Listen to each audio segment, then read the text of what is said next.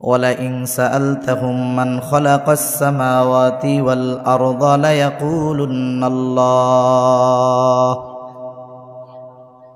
আল্লাহ তাআলা বলেন, আপনি যদি তাদের কাছে জানতে চান, তাদেরকে যদি জিজ্ঞাসা করেন, মান খালাকাস সামাওয়াতি ওয়াল আরদ, আসমান এবং জমিনের স্রষ্টাকে আপনি যদি তাদেরকে প্রশ্ন করেন, তাদের কাছে যদি জানতে চান, আল্লাহ রাব্বুল আলামিন বলেন, তারা তাদের দেবদেবীদের কথা বলবে না, লাত মানাত উজ্জার কথা বলবে না।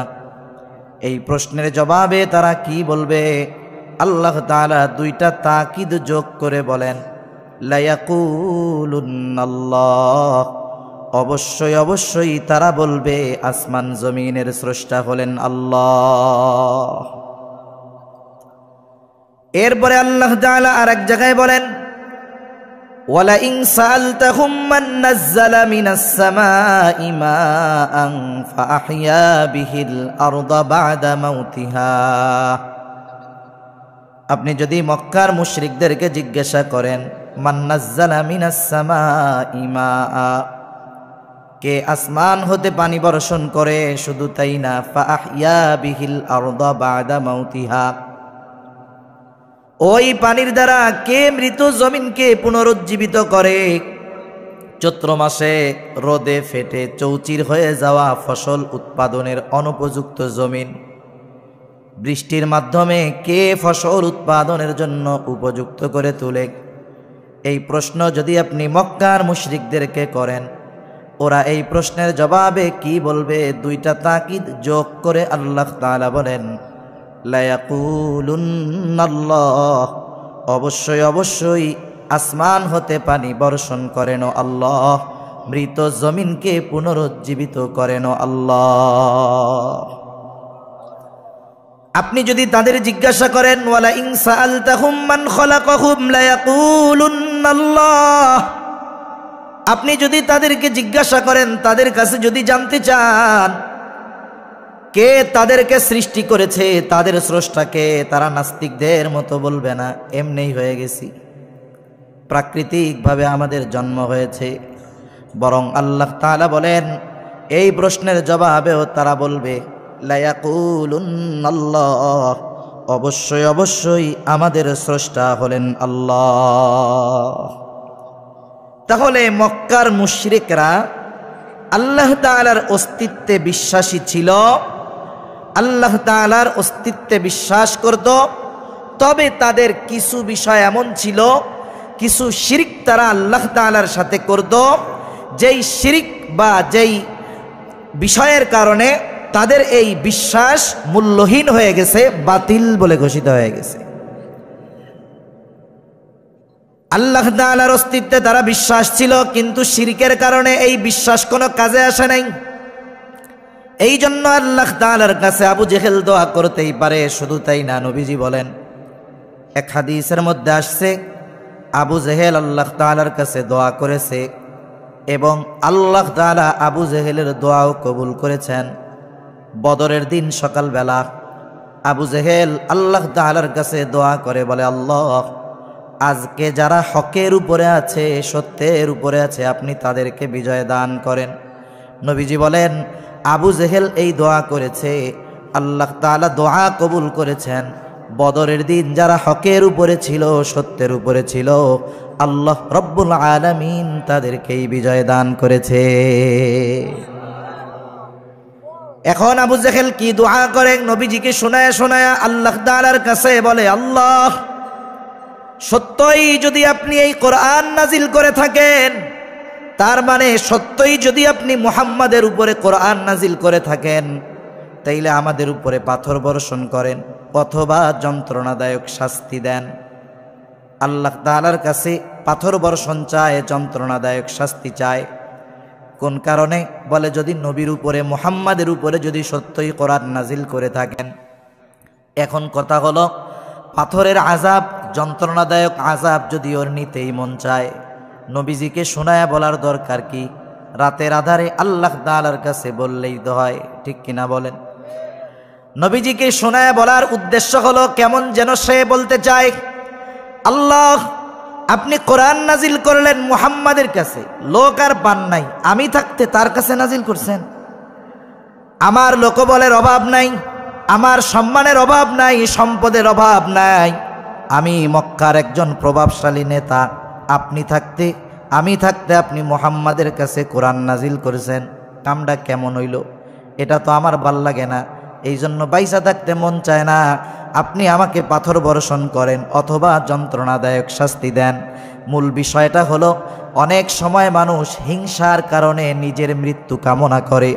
আবু জেহেল নবীজিকে শুনিয়ে শুনিয়ে এই কথাগুলো বলার মূল উদ্দেশ্য হলো কথার মাধ্যমে নবীজিকে কষ্ট দেওয়া।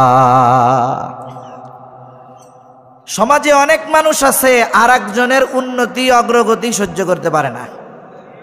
এমনিতেই কিছু মানুষ তার উন্নতি দেখে তার প্রতি বিদ্বেষ মনোভাব লালন করে শত্রুতে পরিণত হয়ে যায়, ঠিক কিনা কন? মনে করেন একজনের উন্নতি হয়েছে, অগ্রগতি, পাশের জনের ভাল লাগবে না, ও নিজে নিজে মৃত্যু কামনা করবে। এই জন্য আল্লাহ তাআলার কাছে হিংসুকের হিংসা থেকে পানা চাইতে হয়। নাইলে কি হয়, হিংসা এমন এক আগুন, হিংসুক নিজেও পুড়ে, অনেক সময় যার ব্যাপারে হিংসা করে তারেও পুড়ায়। সেই জন্য অনেক সময় মানুষ আর একজনের উন্নতির খবর সহ্য করতে পারে না। মনে করেন একজন গরিব মানুষ, তার ছেলে লেখাপড়া করে বড় চাকরি করে অনেক সম্পদের মালিক হয়ে গেছে, টাকা পয়সার মালিক। এলাকার মানুষও বলে চাচার দুঃখ দূর হয়ে গেছে। এইবার ওই ধনী সম্পদশালী লোকটা শুনে বলে, কার পোলা টাকা পয়সাওয়ালা হইল? এত প্রশংসা করতেছো কার? বলে, চাচা অমক চাচার ছেলে। চাচা খুব গরিব ছিল, কষ্ট করে লেখাপড়া করাইছে, আলেম বানাইছে, শহরে থাকে, এখন খুব ভালো আছে, বড় আলেম। এইবার এই কথা শুই না আর সহ্য হয় না, হিংসার আগুন জ্বলা উঠছে। এবার মানুষের সামনে কয়, অমকের বুলায় এমন হইছে, এই খবর শোনার আগে আমি মরলাম না কেন? এরকম লোক তো আপনাদের এলাকায় নাই? কয় না যে কি শুনলাম, এটা শোনার আগে মরলাম না কেন? কোন তো ওই টাইমে এসে যদি আজরাইল কয় মরতে মন চাই, তাহলে চলেন আমার সাথে, কি কইব? কয়, আরে মিয়া আমি কি সত্য সত্য মরতে চাইছি নাকি? হিংসার কারণে। হিংসা এমন এক রোগ, মানুষ যার দ্বারা মৃত্যু কামনাও করে অনেক সময়। মূলত আবু জেহেল নবীজিকে কষ্ট দেওয়ার জন্য কথাগুলা বলতেছে। নবীজি কিছু বলেন না, জবাব দেন না। মনে রাখতে হবে, রহমানের বান্দাদের অন্যতম একটা গুণ, অজ্ঞ মূর্খ যখন তাকে উদ্দেশ্য করে কিছু বলে সে চুপ থাকে। এটা রহমানের বান্দাদের অন্যতম একটা গুণ। আল্লাহ তাআলা বলেন, ওয়াইদা খাতাবাহুমুল জাহিলুনা ক্বালু সালামা। রহমানের বান্দাদেরকে উদ্দেশ্য কইরা যখন কোনো মূর্খ অজ্ঞ কিছু কয়, তখন তারা বলে সালাম সালাম, কিছু বলে না, চুপ করে চলে যায়। অনেক সময় চুপ কইরা থাকাটাও বড় প্রতিবাদ। তারা রাসূলুল্লাহ সাল্লাল্লাহু আলাইহি ওয়াসাল্লামকে বলতেছে, নবীজি কিছু বলেন না। অনেক সময় হয়, মনে করেন আপনার একজন বন্ধু আছে, খুব শরীফ মানুষ, ভদ্র মানুষ, মানুষের সাথে তর্ক বিতর্কে যায় না, ঝামেলায় জড়ায় না, কিন্তু আপনি খুব চেতা মানুষ। এই বন্ধুর সাথে আপনি কোথাও গেছেন, এখন একজন আপনার বন্ধুকে উদ্দেশ্য করে খুশা মারা কথা বলে, কিন্তু সে কিছু বলে না, কিন্তু চেতা যে আছে কি কয়, এই মিয়া আমার বন্ধুরে নরম পাইছো, ভদ্র মানুষ পাইছো না, এই জন্য তোমরা এরকম কষ্ট দাও। বন্ধু কিছু বলে না, আমারে কইয়া দেখতা সাইজ করে দিতাম, বলে না এরকম? দুনিয়ায় যদি কেউ কারো বন্ধু হয়, বন্ধুকে যদি কেউ কথার দ্বারা কষ্ট দেয়, আর এক বন্ধু সে কিন্তু প্রতিবাদ করে। আমার আপনার নবী তার বন্ধু সাধারণ কেউ না, আমার আপনার নবীর বন্ধু হইল আল্লাহ, ঠিক কিনা গণ? আবু জেহেল নবীজিকে শোনায় শোনায় বলে, আপনি যদি সত্যই মুহাম্মাদের উপরে কোরআন নাজিল করে থাকেন, তাইলে পাথর বর্ষণ করেন অথবা যন্ত্রণাদায়ক শাস্তি দেন। নবীজি কিছু বলেন না, কিন্তু আল্লাহ তাআলা নবীর পক্ষ থেকে নবীর জবান দিয়ে জবাব পাঠায়া দিছেন। কেমন যেন আল্লাহ তাআলা বলেন, আবু জেহেল রে, তোমরা যেই কথা বলো, যেই কাজ করো, আসলেও তো তোমরা এই ধরনের শাস্তির উপযুক্ত। তবে তোমাদের কেন শাস্তি দেই না, আমার হাবিবের জবান দিয়ে শুনা নাও। নবীজিকেও আল্লাহ তাআলা জানায় দেন, হাবিব ওরা তো শাস্তির উপযুক্ত, কেন শাস্তি দেই না শুনেন। আল্লাহ তাআলা বলেন, ওয়ামা কানাল্লাহু লিয়ুআযযিবাহুম ওয়া আনতা ফীহিম, আপনি যতক্ষণ তাদের মধ্যে আছেন শুধুমাত্র আপনার সম্মানার্থে আমি তাদের আযাব দেই না। আপনি যতক্ষণ আছেন আমি আপনার সম্মানে তাদেরকে আযাব দিব না। কেন? অতীতেও তো আল্লাহ তাআলা অনেক নবীর উম্মতের অবাধ্যতার কারণে শাস্তি দিয়েছেন। আমার আপনার নবীর আগে যত নবী দুনিয়ায় আসছে প্রত্যেকেই কোনো না কোনো গোত্রের জন্য, বংশের জন্য নবী হিসাবে দুনিয়াতে আসছেন। কিন্তু আমার আপনার নবী নির্দিষ্ট কোনো জাতি গোষ্ঠীর জন্য আসেন নাই। আমার আপনার নবী হলেন গোটা সৃষ্টি জগতের জন্য নবী। যেই জায়গার রব আল্লাহ, সেই জায়গার নবী রহমত হলেন মুহাম্মাদুর রাসূলুল্লাহ। পবিত্র কোরআনুল কারীমের সর্বাধিক পঠিত সূরার নাম হলো সূরা ফাতিহা। সূরা ফাতিহা এমন একটা সূরা সবচেয়ে বেশি তিলাওয়াত হয়। শুধু তাই না, নামাজের প্রত্যেক রাকাতেই সূরা পড়া হয় লাগে। ইমামের পেছনে যখন পড়া হয়, ইমামের কেরাত হইল মুসল্লির কেরাত। ইমাম তখন পড়ে, মুসল্লি চুপ থাকে। আবার যখন একা পড়ে সূরা ফাতিহা পড়া লাগে। এই সূরার শুরুতেই আল্লাহ তাআলা বলেন, আলহামদুলিল্লাহি রাব্বিল আলামিন। আল্লাহ তাআলা বলেন সকল প্রশংসা আল্লাহর জন্য। কে আল্লাহ? বলে যিনি রব্বুল আলামিন, জগৎ সমূহের রব, জগৎ সমূহের প্রতিপালক। আলম এক বচন, আলামিন বহু বচন। তার মানে জগৎ এই পৃথিবী একটা নয়, আরো অগণিত জগৎ সৃষ্টি করেছেন কে? অনেক সময় দেখবেন মহাকাশ নিয়ে যারা গবেষণা করে মাঝে মধ্যে বলে এত কোটি আলোকবর্ষ মাইল দূরে একটা গ্রহ তথা আলমের সন্ধান পাওয়া গেছে। বিশ্বব্যাপী তোলপাড় সৃষ্টি হয়ে যায় যে এত মাইল দূরে নতুন আর একটা আলমের সন্ধান পাওয়া গেছে। ওরা 2-4টা খুঁজা পাইয়া আনন্দে লাফায়। আর আল্লাহ তাআলা 1500 বছর আগে জানায় দিয়েছেন এই সৃষ্টি জগতে শুধুমাত্র একটা আলম তা নয়, এইরকম পৃথিবীর চাইতে অগণিত বড় বড় গুণ জগৎ সৃষ্টি করে রাখছেন কে? এইরকম যত জগৎ আছে সব জগতের রব প্রতিপালক কে?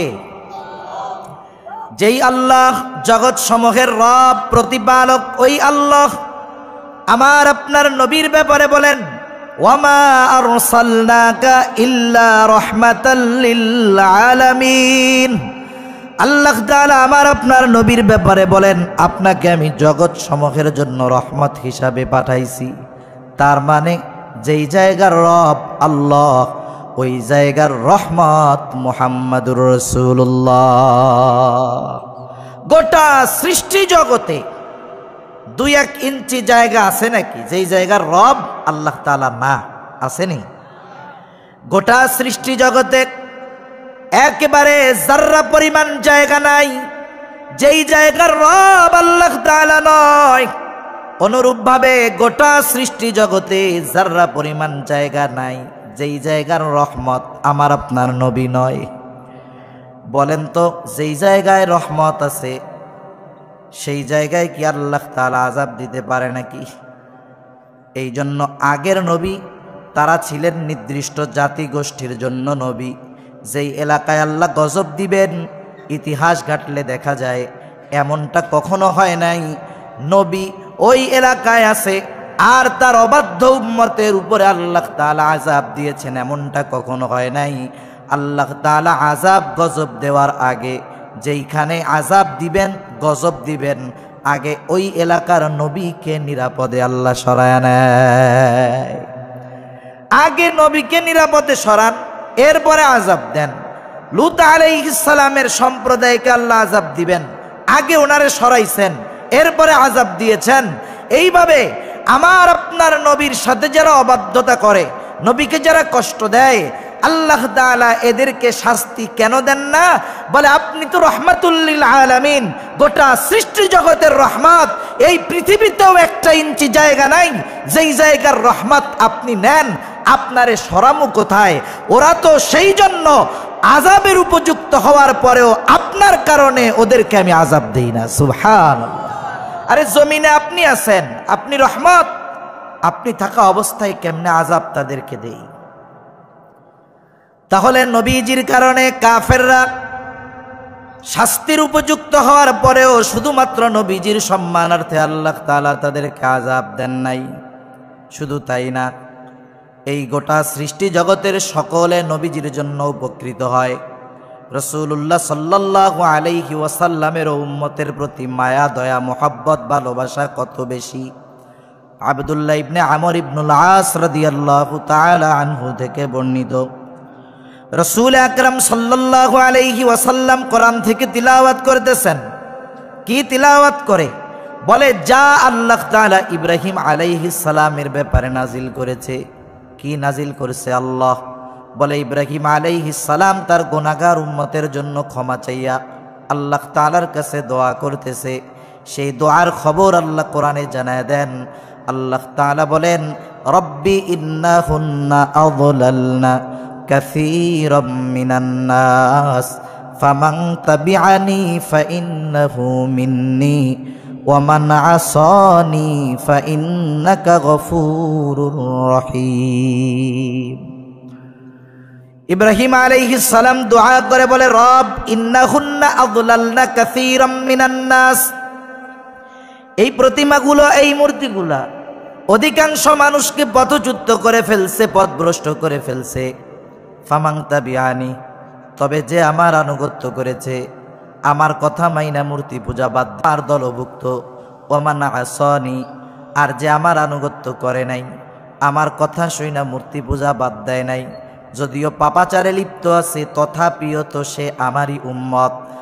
ইব্রাহিম আলাইহিস সালাম কেমন যেন আল্লাহ তাআলার কাছে ক্ষমা চেয়ে বলে, আল্লাহ আপনি তো গফুর, আপনি তো রহিম, আপনি যদি চান আমার এই গুনাহগার উম্মতগুলাকেও আপনি মাফ করে দিতে পারেন। আরে যারা আমার আনুগত্য করে নাই, হায়রা রব আপনি তো গফুর, আপনি তো রহিম, এর দ্বারা মূলত কইতে চাই যে আপনি তো গফুর, আপনি রহিম, আপনি চাইলে এদেরকেও মাফ করে দিতে পারেন। وقال عيسى عليه السلام إن تعذبهم فإنهم عبادك। ঈসা আলাইহিস সালাম তার গুনাহগার উম্মতের জন্য আল্লাহ তাআলার কাছে ক্ষমা চেয়ে দোয়া করে, বলে ইন তুআযিবুহুম ফাইন্নাহুম ইবাদুক, আপনি যদি তাদেরকে আযাব দেন, শাস্তি দেন, তারা তো আপনার বান্দা। ওয়া ইন তাগফির লাহুম, আর যদি আপনি তাদেরকে মাফ করে দেন, ফাইন্নাকা আনতাল আজিজুল হাকীম, আপনি তো মহাপরাক্রমশালী, মহাপ্রজ্ঞাময়। আপনি যদি চান আমার এই গুনাহগার উম্মত, আপনার গুনাহগার বান্দাগুলারে আপনি মাফ করে দিতে পারেন। মূলত দুই নবী তার গুনাহগার উম্মতের জন্য আল্লাহ তাআলার কাছে ক্ষমা চাইয়া দোয়া করতেছে। স্বাভাবিকভাবে নবী কখনোই উম্মতকে ভুলেন না। অনেক সময় অনেক বিষয় আছে আমরা আনন্দে আত্মহারা হইয়া গেলে আপনজনরে ভুলা যাই। অনেক মানুষ আছে গরিব ছিল, ধনী হইলে আত্মীয়দের ভুলা যায়, আছে না নাই? আল্লাহ তাআলা আমার আপনার নবীকে মেহমান বানায়া আরশে আজিমে নিয়ে গেছে। ওইখানে গিয়াও নবীজি উম্মতকে ভুলেন নাই, ওইখানে গিয়াও নবী উম্মতের কথা আগে কইছে। সুবহানাল্লাহ। নবীর অন্তরে সব সময় উম্মতের চিন্তা, তবে কিছু কিছু সময় আছে একটু বেশি মনে পড়ে, ঠিক না? বেশি মনে পড়ে। মনে করেন একজনের বাপ নাই, অথবা একজনের ছেলে মারা গেছে। যার বাপ নাই, যখন কোনো ছাত্র ভাইয়ের বন্ধুর বাপরে দেখে তখন নিজের বাবার কথা মনে পড়ে। সন্তান নাই, আর একজনের সন্তানরে যখন দেখে, সব সময় তো নিজের সন্তানের কথা মনেই আছে, কিন্তু আর একজনের সন্তানরে যখন দেখে যে বাপ ছেলেরে আদর করতেছে, তখন নিজের সন্তানের কথা একটু বেশি মনে পড়ে, ঠিক কিনা? রাসূলুল্লাহ সাল্লাল্লাহু আলাইহি ওয়াসাল্লাম দুই নবীর তার উম্মতের ব্যাপারে এই দোয়া যখন তিলাওয়াত করলেন, যা আল্লাহ তাআলা নাজিল করেছেন, এইবার নবীজির গুনাহগার উম্মতের প্রতি মায়া মহব্বত ভালোবাসা দরদ উতলায়া উঠছে। নবীজি এইবার কি করলেন? ফারাফা ইয়াদাইহি ওয়া ক্বালা আল্লাহুম্মা উম্মতি উম্মতি অবাকা। নবীজি দুই হাত উঁচু করে কান্না শুরু করে দিলেন। অঝোর ধারায় চোখ দিয়ে পানি পড়ে। আর নবীজি বলেন আল্লাহুম্মা উম্মতি আল্লাহুম্মা উম্মতি, আয় আল্লাহ আমার উম্মত আমার উম্মত। আর কিছুই নবীজি বলেন না। এইবার আল্লাহ তাআলা এই কান্নার অবস্থা দেখা জিব্রাইল আলাইহিস সালামকে বলে, জিব্রাইল তুমি যাও মুহাম্মাদের কাছে যাও, তার কান্নার কারণ জিজ্ঞাসা করো। জিব্রাইল আলাইহিস সালাম চলে আসছে। আয়েশা জিজ্ঞাসা করে আপনি কান্না করেন কেন? যদিও আপনার কান্নার কারণ আল্লাহ তাআলা জানে, এরপরেও তিনি আপনার কান্নার কারণ জানতে চান। জানার পরেও কেন জানতে চায়? আল্লাহ তাআলা তো জানে, তাহলে জানার পরেও কেন জানতে চায়? একটা উদাহরণ দিলে বুঝতে সহজ হবে। মনে করেন এই যে মাদ্রাসা, বড় বড় মসজিদ মাদ্রাসা, এই মাদ্রাসায় অনেক ছাত্র আছে, ছোট মক্তবে পড়ে, হেফজখানায় পড়ে, 7 বছর 8 বছর বয়স, আবাসিক থাইকা পড়ে। বলেন তো এই ছোট বাচ্চাগুলো যদিও মাদ্রাসায় থাকে, মা বাবার জন্য, ছোট ভাইয়ের জন্য, বোনের জন্য তাদের অন্তরের মধ্যে মায়া লাগে কি লাগে না?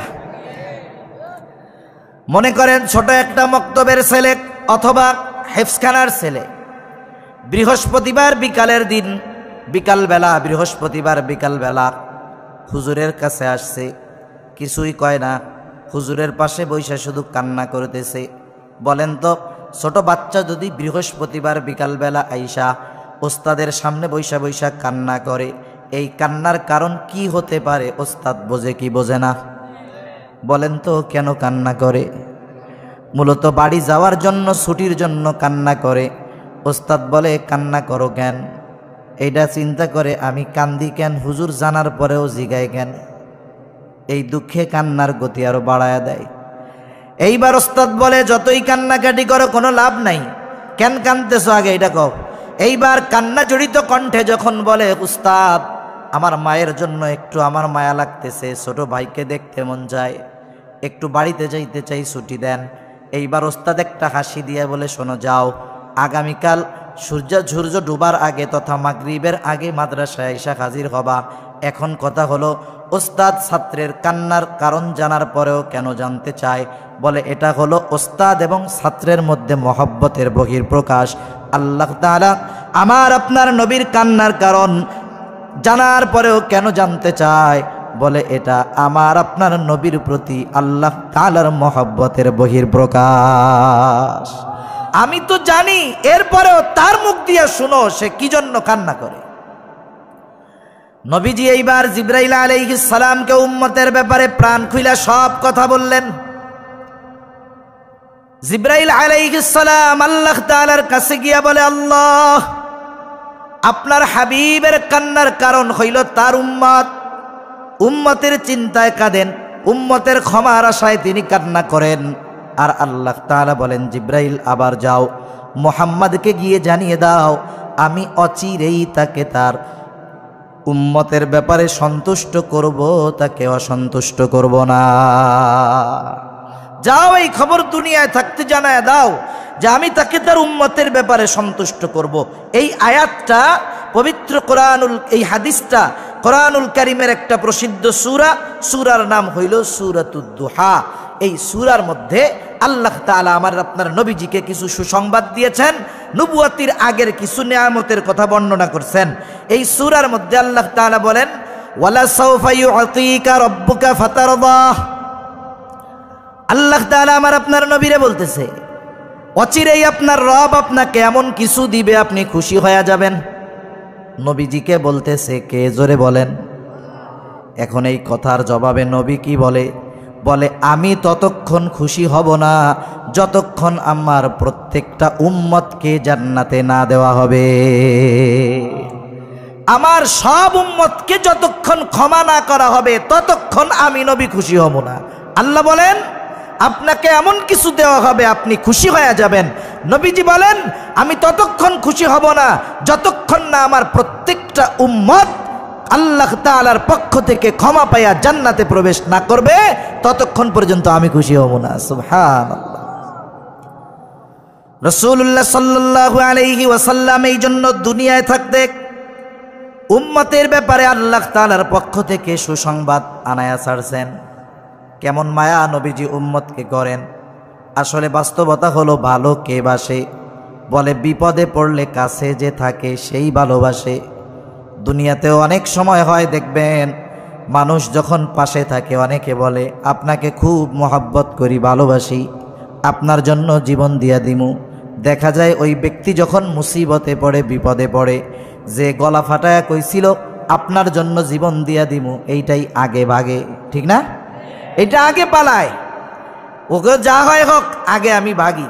মনে করেন আপনার যদি এরকম একজন বন্ধু থাকে যে আপনার আমার জন্য জীবন দিতে প্রস্তুত, গেছেন বাজারে, পড়ছেন মুসিবতে, এই মুসিবতে আপনাকে দেইখা আপনি চিন্তা করতেছেন আমি তো একা না, আমার বন্ধু সাথে আছে, আর বন্ধু চিন্তা করতেছে জীবন যায় না কি যায় তার ঠিক আছে, এই চিন্তা কইরা ও পিছন দিয়া ভাগছে। আর আপনি আশায় আশায় আছেন যে আমার জন্য জীবন দেওয়ার লোক তো একজন আছে, ডানে বামে তাকায়া দেখেন হায় রে হায়, এ তো হাওয়া হয়ে গেছে, খবরই নাই তার।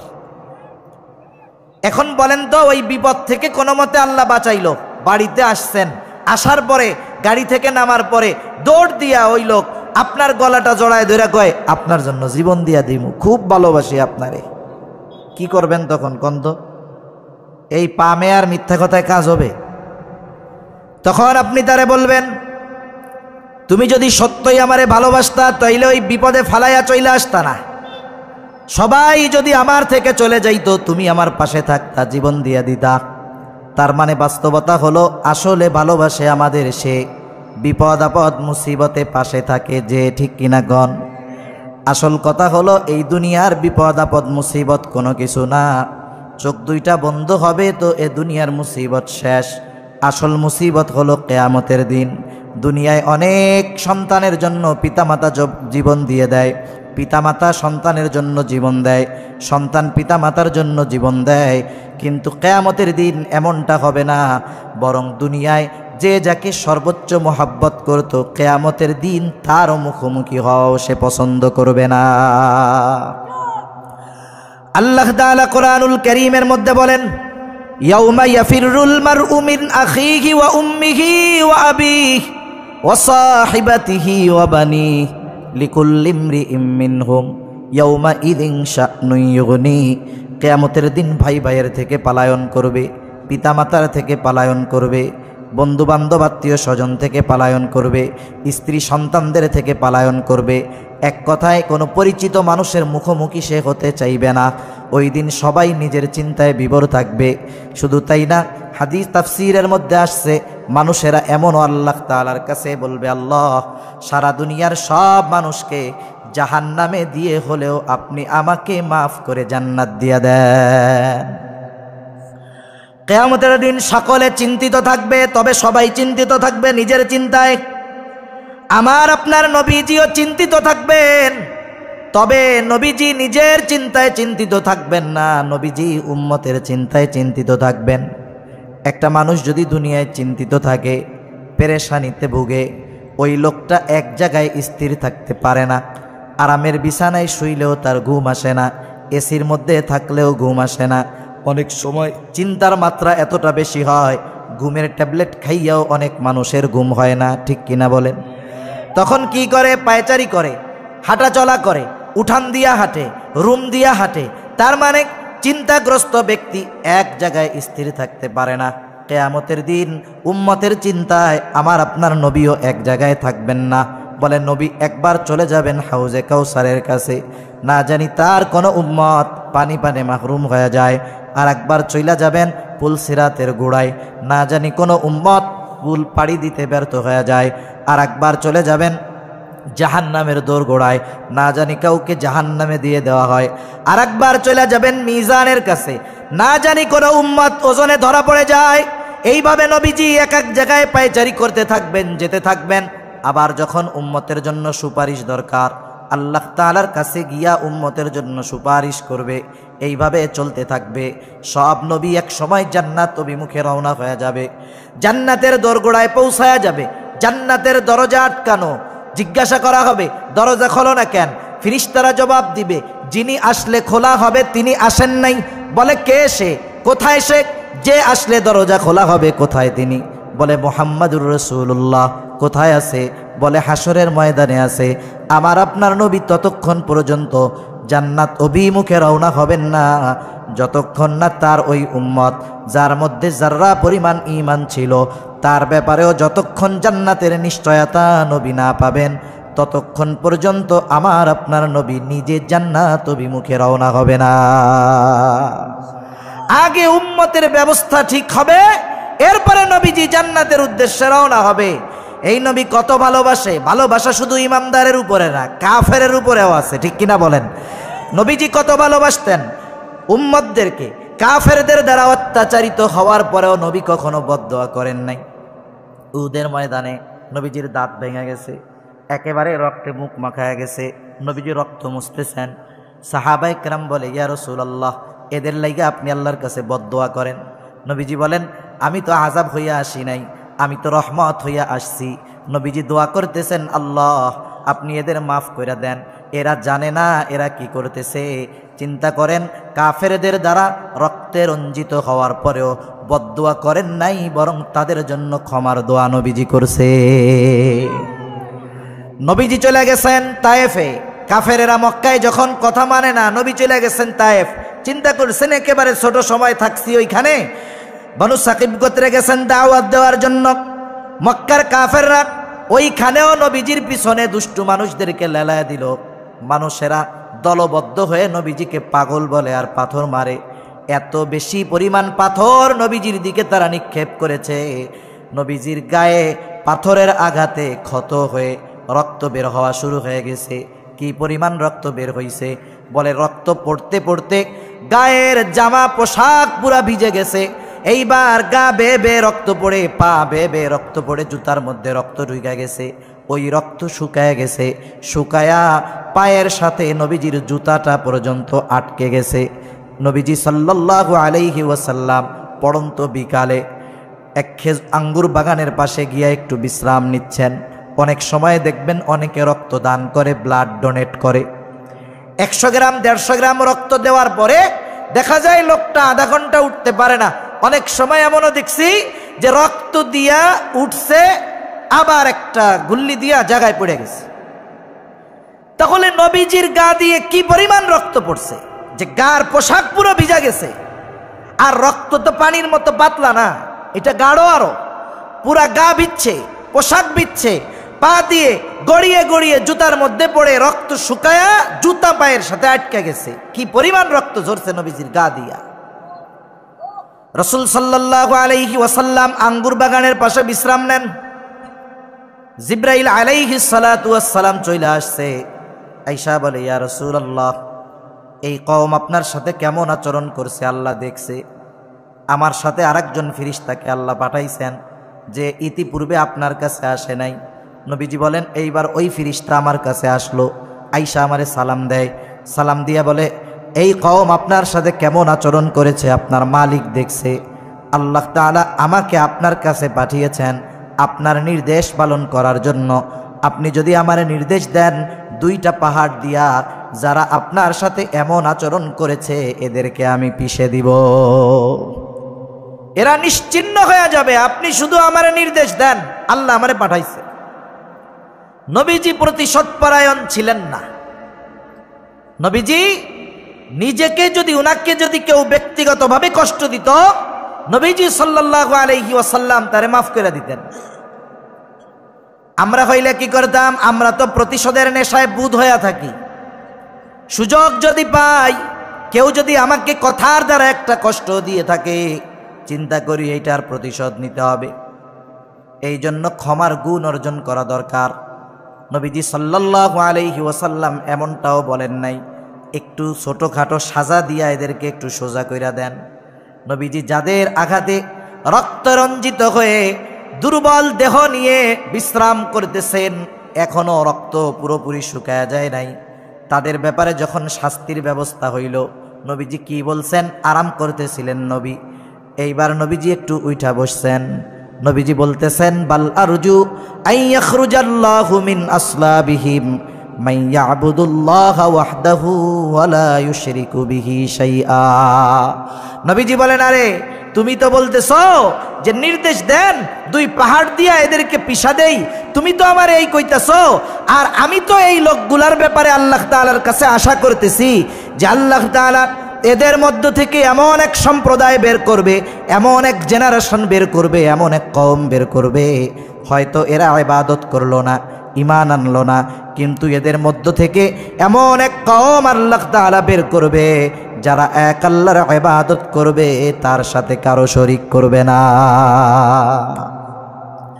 তার মানে দুনিয়ায় যারা নবীর সময় ছিল, নবী শুধু তাদের ভালোবাসতেন তা না, নবীর সময় নবীর যেই উম্মত দুনিয়ায় আসে নাই তাকেও নবী ভালোবাসতেন, ঠিক কিনা বলেন? নবীজি একদিন পথ চলতেছেন, সাথে সাহাবায়ে কিরাম। হঠাৎ করে নবীজি বলেন, আমার ভাইদেরকে দেখতে মন চায়। সাহাবায়ে কিরাম বলে, ইয়া রাসূলুল্লাহ, আমরা কি আপনার ভাই নই? নবীজি বলেন, তোমরা হইলা আমার সাহাবী, আমার সাথী, তাহলে আপনার ভাই আবার কারা? বলে, আমার পরে আমাকে না দেখা আমারে যারা মানবে এরাই হলো আমার ভাই। এ কথার দ্বারা কিয়ামত পর্যন্ত যত উম্মত আসবে সব উম্মতের প্রতি নবীজি ভালোবাসার মেসেজ, ভালোবাসার খবর দিয়া গেছে। এই রকম একটা একটা কইরা অনেক উপমা উদাহরণ দেওয়া যাবে যে নবী আমাদের ভালোবাসতেন। অনেক সময় আছে না যে 100 জনের কথার চাইতে এক ব্যক্তির কথার মূল্য বেশি, ঠিক না? নবী যে আমাদের ভালোবাসতেন, এই ভালোবাসার সাক্ষ্য স্বয়ং দুনিয়ার কেউ না, আল্লাহ তাআলা দিয়েছেন। কে দিয়েছেন? নবী সব উম্মতকে ভালোবাসতেন, এই ভালোবাসার সাক্ষ্য দিয়েছেন কে? জোরে কন। আল্লাহর নাম বলতেই কষ্ট হয় আপনাকে, জোরে বলেন, আরো জোরে, কে? আল্লাহ। তাহলে নবী যে আমাদের ভালোবাসেন, এই ভালোবাসার সাক্ষ্য দিয়েছেন কে? আরো জোরে বলেন, কে? সব উম্মতরে নবী ভালোবাসে, তবে মুমিনদের প্রতি ভালোবাসা স্পেশাল। আল্লাহ তাআলা সেই কথাই বলেন, লাকাদ জাআকুম রাসূলুম মিন আনফুসিকুম আজিজুন আলাইহি মা আনিতুম হারিসুন আলাইকুম বিল মুমিনিনা রাউফুর রহিম। আল্লাহ তাআলা বলেন, লাকাদ জাআকুম রাসূলুম মিন আনফুসিকুম, তোমাদের মধ্য থেকে তোমাদের জন্য এমন একজন রাসূল এসেছেন। এই রাসূল কেমন? আল্লাহ তাআলা এই রাসূলের এই আয়াতে 4টি বৈশিষ্ট্য বলতেছে। 1 নাম্বার বলে আজিজুন আলাইহি মা আনিতুম, তিনি হলেন সমব্যথী। তার মানে তোমাদের জন্য যেটা কষ্টের সেটা তার জন্য কষ্টের। উম্মত যেটাতে কষ্ট পায় নবীও সেইটাতে কষ্ট পায়। বলতেছে কে? আবার সেই আল্লাহর নাম কইতেছেন না, এত বলে কে বলেন না? আল্লাহ। আল্লাহর নাম কইয়া যদি কেউ মইরা যায় সমস্যা আছে। মনে করেন একজন জোরে আল্লাহ কইতে গিয়া এখন বুকটা ফাইটা মইরাই গেছে, এর চাইতে সৌভাগ্যবান আর কেউ আছে? এর শেষ কথা মুখ দিয়া বাইর হইছে আল্লাহ। তাহলে আল্লাহ তাআলা বলেন উম্মতের জন্য যেটা কষ্টের সেটা তার জন্য কষ্টের। আজিজ, সমব্যথী। আজিজ কে হয়? দুনিয়ায় একজনের ব্যথা আর একজনের লাগে কেমনে? এটা মুহাব্বতের একটা সম্পর্ক। মনে করেন একজন মানুষের ছোট্ট একটা বাচ্চা আছে, 2 বছর 2.5 বছর বয়স, সন্তানের জন্য কত মায়া, ছোট মানুষের প্রতি কত মায়া দয়া পিতামাতার থাকে, এটা ওই পিতামাতা অনুভব করতে পারে, সন্তান কিন্তু বোঝে না, ঠিক কিনা কন?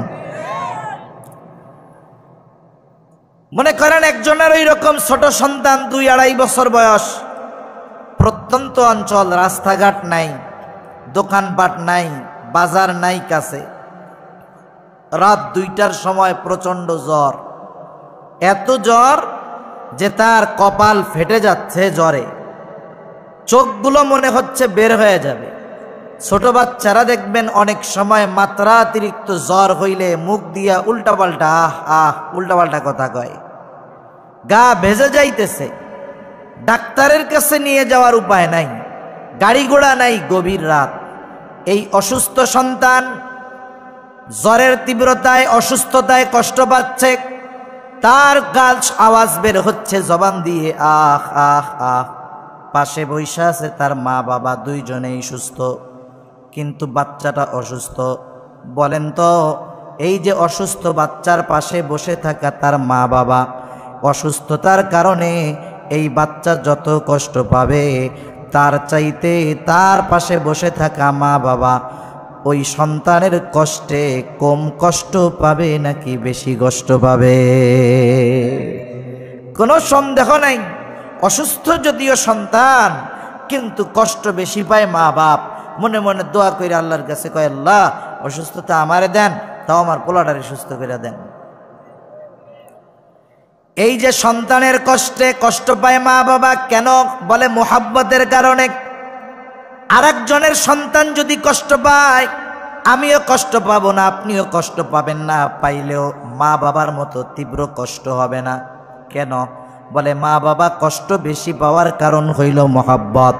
এখন কথা হলো, নবী কেন উম্মতের কষ্টে কষ্ট পায়? বলেন তো, মা বাবা যদি সন্তানের কষ্টে মোহাব্বতের কারণে কষ্ট পাইতে পারে, ওই মা বাবা সন্তানকে যত ভালোবাসে, তার চাইতে নবী তার উম্মতকে বেশি ভালোবাসে নাকি কম ভালোবাসে? কোনো সন্দেহ নাই, বেশি ভালোবাসে। এই জন্য উম্মতের কষ্টে নবীজি কষ্ট পায়। এ কথাই আল্লাহ তাআলা বলেন, আজিজুন আলাইহি মা আনিতুম হারিসুন আলাইকুম। এই নবী এমন নবী যিনি তোমাদের জন্য কল্যাণকামী। নবীজি সব সময় উম্মতের কল্যাণের কথা চিন্তা করতেন। যেখানেই উম্মতের কল্যাণ, সেটাই নবীজি করতেন। হাদিসের মধ্যে আসছে, নবীজি বলেন, আল্লাহ তাআলা প্রত্যেকটা নবীকে তার উম্মতের ব্যাপারে একটা স্পেশাল দোয়া করার সুযোগ দিয়েছে, এবং সেই দোয়া কবুলের প্রতিশ্রুতিও আল্লাহ তাআলা দিয়েছেন। নবীজি বলেন, সব নবী তার উম্মতের ব্যাপারে ওই দোয়াটা দুনিয়াতেই কইরা ফেলছে। নবীজি বলেন, আমি আমার ওই দোয়াটাকে সংরক্ষণ কইরা রাখছি, দুনিয়ায় করি নাই। কোন সময় করব? নবীজি বলেন, কিয়ামতের দিন ওই দোয়াটা আমি আমার উম্মতের জন্য সুপারিশ হিসাবে আল্লাহ তাআলার কাছে করব। কারণ দুনিয়ায় ওই দোয়াটা করার চাইতে আমি যদি পরকালে উম্মতের জন্য এই দোয়াটা করি, তাহলে আমার উম্মতের জন্য বেশি কল্যাণকর হবে। এই জন্য নবী ওই দোয়াটা দুনিয়াতে না কইরা আখিরাতের জন্য সঞ্চয় করে রেখে দিয়েছেন। সুবহান। এই যে দুইটা, এটা সব উম্মতের জন্য, সে হোক কাফের, সে হোক মুমিন। দেখেন, প্রত্যেকটা নবী তার উম্মতকে ভালোবাসে, উম্মত হোক কাফের, উম্মত হোক মুমিন। মনে করেন এক লোকের 3টা সন্তান আছে। কয়টা সন্তান?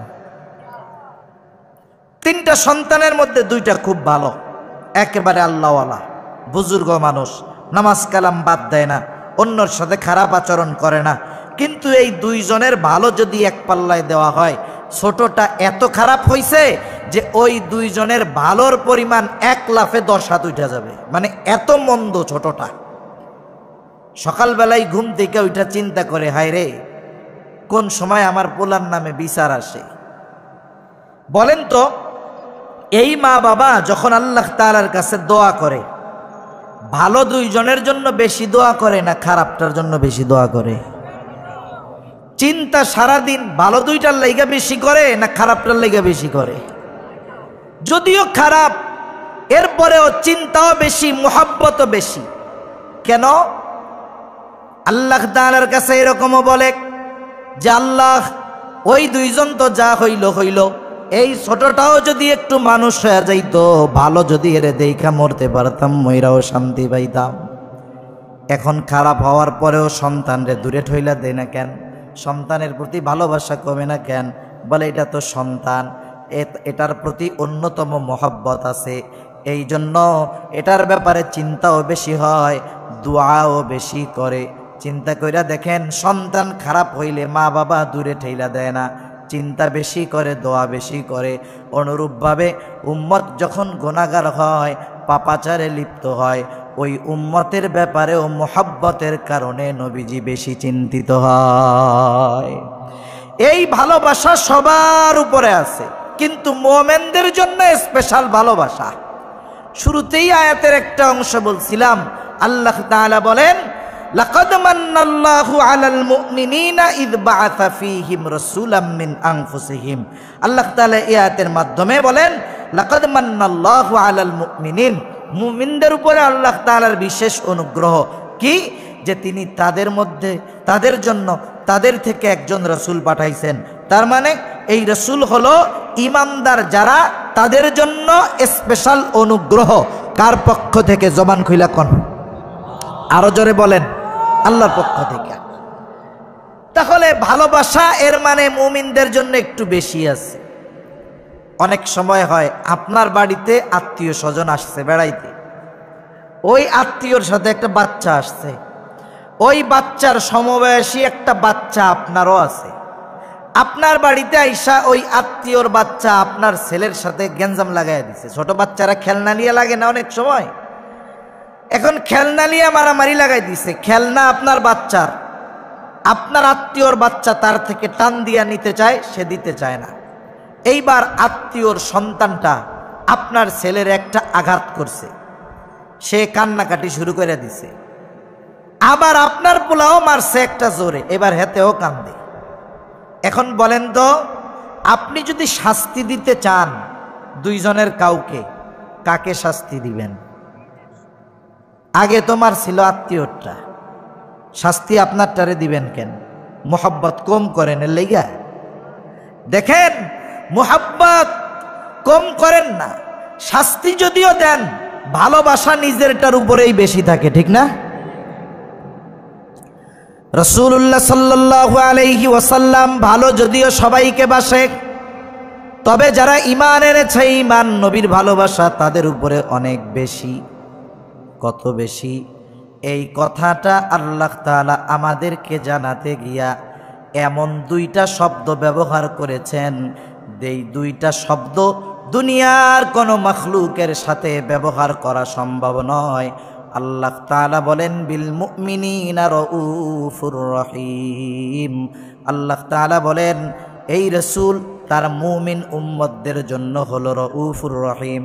অথচ রাউফুর রহিম কে? জবান খুইলা কোন, আরো জোরে বলেন না কে? আল্লাহ তাআলা বলেন এই রাসূল তার মুমিন উম্মতের জন্য রাউফুর রহিম। রাউফ হলেন আল্লাহ, রহিম হলেন আল্লাহ। দুনিয়ার কোন সৃষ্টি রাউফ হতে পারে না, দুনিয়ার কোন সৃষ্টি রহিম হতে পারে না। অতি সদয় পরম দয়ালু হলেন আল্লাহ। কিন্তু নবীজির উম্মতের প্রতি ভালোবাসা কত বেশি, বিশেষ করে যারা ঈমানদার, এই বিষয়টা বোঝানোর জন্য আল্লাহ তাআলা আমার আপনার নবীকে বলতেছেন যে এই নবী হলো এমন নবী যিনি তার মুমিন উম্মতের জন্য রাউফুর রহিম। আল্লাহু আকবার বলেন না? কি বুঝতে পারছেন আমি জানি না, কিন্তু নবীজির উম্মতের প্রতি, বিশেষ করে যারা ঈমানদার, এদের প্রতি ভালোবাসা কত বেশি, এই ভালোবাসা প্রকাশের জন্য স্বয়ং আহকামুল হাকিমিন তার সাথে সম্পৃক্ত শব্দ নবীজির শানে ব্যবহার করেছেন। সুবহানাল্লাহ। বলেন তো, যেই নবী আমাদের এত ভালোবাসে, কত ভালোবাসে, আর কি প্রমাণ দেওয়ার দরকার আছে? এখন আসেন, যেই নবী আমাদের এত ভালোবাসে, এই নবীর ভালোবাসার প্রতিদান আমরা কি দিলাম? এই হিসাবও তো একটু করার দরকার আছে না নাই? যেই নবী আমাদের এত ভালোবাসেন, সেই নবীর এই ভালোবাসার প্রতিদান কেমনে দিতে হবে? বলে প্রথমত তো দিতেই হবে, কারণ নবীজির এই ভালোবাসার প্রতিদান হিসাবে নবীজিকেও আমাদের জীবনের চাইতে বেশি ভালোবাসতে হবে। রাসূলুল্লাহ সাল্লাল্লাহু আলাইহি ওয়াসাল্লাম জানায়া দেন, নবীর প্রতি সর্বোচ্চ ভালোবাসা এটা হলো মুমিনের ঈমান। এই জন্য নবীও বলেন লা ইউমিনু আহাদুকুম হাত্তা আকুনা আহাব্বা ইলাইহি মিন ওয়ালিদিহি ওয়া ওয়ালাদিহি ওয়ান নাসি আজমাইন। নবীজি সাল্লাল্লাহু আলাইহি ওয়াসাল্লাম বলেন, তোমাদের মধ্যে কেউ ততক্ষণ পর্যন্ত মুমিন হতে পারবে না যতক্ষণ না সে তার পিতা মাতা সন্তান সন্ততি এক কথা সকলের চাইতে আমি নবীকে বেশি ভালো না বাসবে। তাহলে আমরা নবীকে ভালোবাসবো আমাদের জীবনের চাইতেও বেশি, নবীকে ভালোবাসবো জীবনের চাইতেও বেশি। এটা ঈমানের দাবি। আপনি আমি যার জন্য জীবন দিতে পারবো, জীবন দেওয়া যার জন্য কোনো ব্যাপার না, যার মোহাব্বতে জীবন উৎসর্গ করা সাধারণ ব্যাপার, বলেন তো তার মোহাব্বতে অন্যান্য কাজ করা কি কঠিন ব্যাপার? জীবনই যার জন্য দিতে পারবো তার জন্য বাকি সব কিছু করা তো সহজ। কিন্তু বাস্তবতা হলো যে আমরা নবীকে জীবনের চাইতে বেশি ভালোবাসি। এটা মুখ দিয়ে বলছি ঠিক, আমাদের মনে হয় আমরা এখনো আমাদের অন্তর এবং কর্মের দ্বারা এটাকে প্রমাণ করতে পারি নাই। এখন নবীরে সবাই ভালোবাসতে চাই না, জীবন দেওয়ার সুযোগ তো আর সব সময় আসবে না, কিন্তু ভালো তো সব সময় বাসতে হবে নাকি? জীবন দেওয়ার সুযোগ যখন আসবে নবীর জন্য জীবন দিব। তবে আমরা যে নবীর দলের লোক এই প্রমাণ আমাদেরকে সব সময় দিতে হবে। আরে নবীকে যারা সামনে পাইছে তারা তো ভালোবাসা সর্বোচ্চটা দেখাইছে। আবু বকর নবীকে সামনে পাইছে, নবীর কথায় তার বাড়ির সব সম্পদাই না নবীর সামনে হাজির করছে। তালহা নবীজিকে পেয়েছে উহুদের ময়দানে। নবীজি যখন গর্তের মধ্যে পড়ে গিয়েছেন, দেখতে পাইছে নবী ওই গর্তের মধ্যে মাথাটা উঠান, আর মাথার উপর দিয়া তীর যায় বৃষ্টির মতো। হযরত তালহা গিয়া নবীজির সামনে ঢাল হয়ে গেছে, নবীজির সামনে ঢাল হয়ে গেছে। যত আঘাত তালহা তার পিঠের মধ্যে নিয়েছে, ওরা তো নবীজিকে সামনে পেয়েছে বিদায় নবীর মোহাব্বতে জীবন দিয়েছে। কিন্তু আমরা তো সামনে পাই নাই নবীকে, কিন্তু আমাদেরও তো এরকম ভালোবাসতে মন চায়, নবীর জন্য ত্যাগ স্বীকার করতে মন চায়। সুযোগ যখন আসবে তখন আমরাও করব। কিন্তু নবী এরপরেও অনাগত উম্মত কিয়ামত পর্যন্ত সকলকে জানায় দিয়েছেন নবীকে ভালোবাসার পদ্ধতিটা কি। নবীজি বলেন, মান আহাব্বা সুন্নতি ফাকাদ আহাব্বানি ওয়া মান আহাব্বানি কানা মাই ফিল জান্নাহ। নবীজি জানিয়ে দেন তার সুন্নতকে যে মহব্বত করবে তাহলে নবীকে মহব্বত করা হবে, আর নবীকে মহব্বত করলে নবীর সাথে জান্নাতে থাকা যাবে। আমরা নবীর সাথে জান্নাতে থাকতে চাই কারা? একটু আদুজা করি। নারায়ে তাকবীর, নারায়ে তাকবীর। এবার হাত নামাই। যারা আদুজা করছে, যারা করেন নাই তাদের সাথে কথা নাই, যারা করছেন আমরা সবাই নবীর সাথে জান্নাতে থাকতে চাই তো? সত্যই চাই। জানেন নবীর সাথে জান্নাতে থাকতে পারা এই খবর শুইনা সাহাবায়ে কেরাম কেমন খুশি হয়েছে। বলে ইসলাম গ্রহণের পরে কোন খবরে কোন কথায় এত খুশি হই নাই যত খুশি হয়েছি নবীর সাথে জান্নাতে থাকতে পারার খবরে। সুবহানাল্লাহ। হযরত আনাস রাদিয়াল্লাহু তাআলা আনহু থেকে বর্ণিত, গ্রাম্য একজন সাহাবী আসছে, বেদুইন গ্রামের মানুষ, একেবারে প্রত্যন্ত অঞ্চলের মানুষ, সহজ সরল থাকে, এনারা বোঝে না। অনেক সময় শহরের মানুষ গ্রামের মানুষের সরলতাকে মূর্খতা মনে করে, মূর্খ টুর্খ, আসলে তা না, লোকটা হইল সরল। নবীজি একজনের সাথে কথা বলতেছে, আদব হইল আপনি যখন আর একজনের সাথে কথা বলবেন আমি গিয়ে আপনাকে ওই কথার মধ্যে নতুন কথা জিজ্ঞাসা না করা, কথা শেষ হবে এরপরে জিজ্ঞাসা করা। এই সাহাবী গিয়া নবীজিরে জিজ্ঞাসা করতেছে, ইয়া রাসূলুল্লাহি মাতাস সাআ, হে আল্লাহর রাসূল কিয়ামত কখন হবে? কি জিজ্ঞাসা করতেছে? কিয়ামত কখন হবে। এখন নবীজি ওই ব্যক্তির সাথে কথা শেষ কইরা তারে খুঁজতেছেন, কোথায় ওই ব্যক্তি যে জিজ্ঞাসা করলো যে কিয়ামত কখন হবে? ওই ব্যক্তি বলে, ইয়া রাসূলুল্লাহ আমি জিজ্ঞাসা করছি। নবীজিকে প্রশ্ন করেছে কি কিয়ামত কখন হবে। এইবার নবীজি তার প্রশ্নের জবাবে কি বলতেছে? নবী পাল্টা প্রশ্ন করতেছে, মা আহাদাত্তা লাহা, তুমি যে কিয়ামত কখন হবে জিজ্ঞাসা করতেছো, তা তুমি কিয়ামতের জন্য কি পাথেয় সংগ্রহ করছো? কেন এই প্রশ্নটা করছে? প্রশ্ন নবীজি কেন জিজ্ঞাসা করছেন? নবী তো জবাব দিতে পারতেন। আসলে বিষয় হলো তার বলার ভঙ্গির দ্বারা বোঝা যাচ্ছে মূলত সে এইটা জানতে চায় না, জানতে চায় অন্য কিছু। এইবার ওই লোকটা বলে আমি আল্লাহ এবং তার রসুলরে ভালোবাসি। নবীজি তার কথার জবাবে বললেন আল মারউ মাআ মান আহাব্বা, যে যাকে মহব্বত করে তার সাথে অবস্থান করবে। প্রশ্ন শুরু হয়েছে কি দিয়া? বলে কিয়ামত কখন হবে? শেষ হয়েছে কি দিয়া?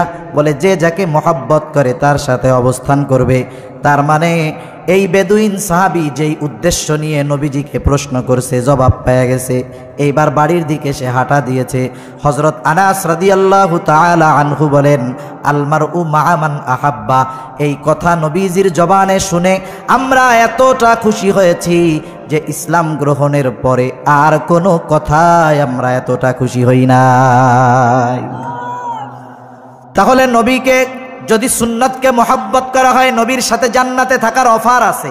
এখন কথা হইল অফার ভোগ করতে হইলে জান্নাতে যাওয়া লাগবে, ঠিক না?